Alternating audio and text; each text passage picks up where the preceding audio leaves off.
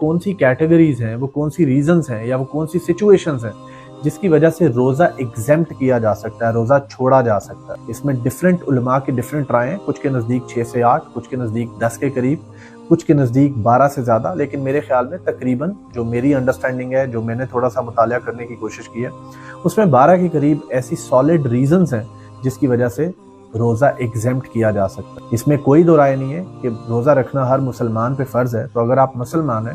اور ان ایگزیمپٹڈ سچویشن سے جب آپ واپس آ جائیں، جس طرح فار ایگزامپل ٹریولر کے لیے جو ہے وہ روزہ ایگزیمپٹڈ ہے، تو جب آپ ٹریول ختم کر کے واپس آئیں تو آپ اپنی تعداد کو پورا کر سکتے ہیں، اور اگر رمضان گزر جائے تو اس کے بعد آپ اپنی تعداد کو پورا کر سکتے ہیں۔ تو آئیے انڈرسٹینڈ کرتے ہیں کون سی وہ ریزنز ہیں یا کون سی سچویشنز ہیں۔ سب سے پہلے تو اگر آپ بچے ہیں یا کوئی نابالغ بچہ ہے آپ کے گھر میں، تو اس کے لیے روزہ ایگزیمپٹڈ ہے، وہ اگر نہیں بھی رکھے تو وہ گناہ گار نہیں ہوگا۔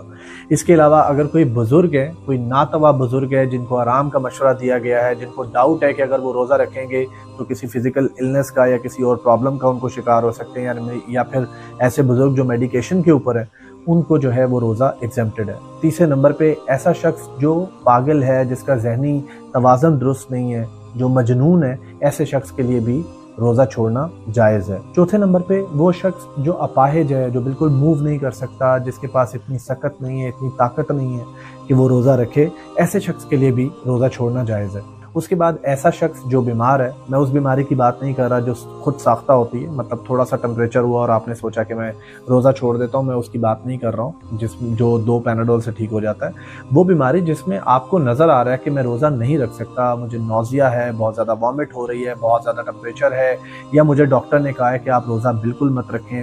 یا کسی کا آپریٹ ہوا ہو یا کوئی ایسی بیماری میں مبتلا ہو جس کے لیے میڈیکیشن بہت ضروری ہیں، ڈرپس بہت ضروری ہیں، تو ایسا شخص بھی روزہ چھوڑ سکتا ہے۔ اس کے بعد روزہ چھوڑنا اس کے لیے جائز ہے جو شخص ٹریول کر رہا ہے۔ تو ہر ٹریولر کے لیے روزہ چھوڑنا جائز نہیں ہے۔ مجھ سے کسی نے کہا کہ میرا ایک کزن ہے،